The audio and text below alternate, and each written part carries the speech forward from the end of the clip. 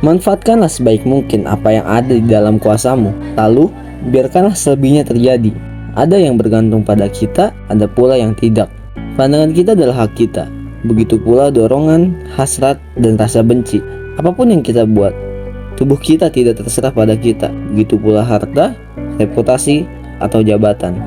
Kita semua tahu, manusia memiliki kecenderungan untuk mencemaskan sesuatu dan mengerahkan energi ke hal-hal yang tidak mampu dikendalikan, seperti kekurangan yang kita punya, kesedihan yang menimpa kita, putus hubungan, sakit fisik, atau hasil pengumuman.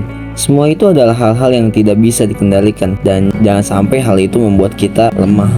Kenapa? Karena semua terjadi tanpa kita inginkan.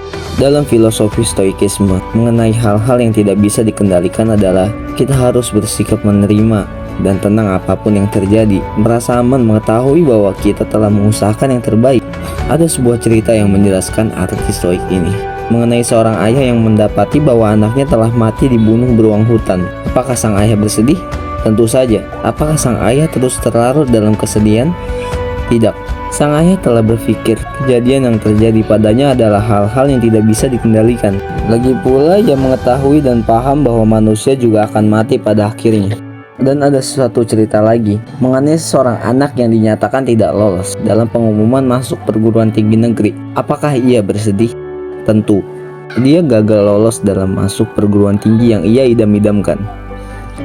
Apakah ia terlarut dalam kesedihan? Enggak. Ia mengetahui bahwa ia sudah berusaha semaksimal mungkin. Ia sudah berjuang keras. Lagi pula ia tidak bisa memprotes atau memarahi panitia perguruan tingginya, atau mengeluh kepada Tuhan karena tidak bisa lolos. Apa yang bisa didapat kalau begitu?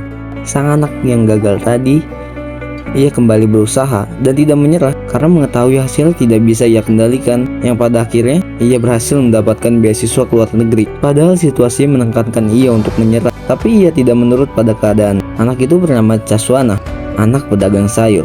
Dari sini menjelaskan bahwa menyerah dan mencemaskan hal-hal dari luar kendali kita bukan pilihan yang tepat. Selama kita hidup, situasi serba tidak pasti. Kita tidak tahu apakah besok kita akan hidup atau tidak, atau orang-orang tercinta akan mati esok hari atau tidak. Yang harus dipikirkan adalah apa yang bisa kita kendalikan, apa yang bisa kita lakukan, seperti makan makanan yang sehat agar tubuh kita sehat dan bugar, belajar agar diri kita cerdas, atau belajar silat untuk melindungi diri. Hal-hal itu yang bisa kita kendalikan. Lalu mengapa kita banyak mencemaskan apa yang tidak bisa kita kendalikan? Berusaha sekeras mungkin dan perbesar kemungkinan bahwa kita hidup esok hari.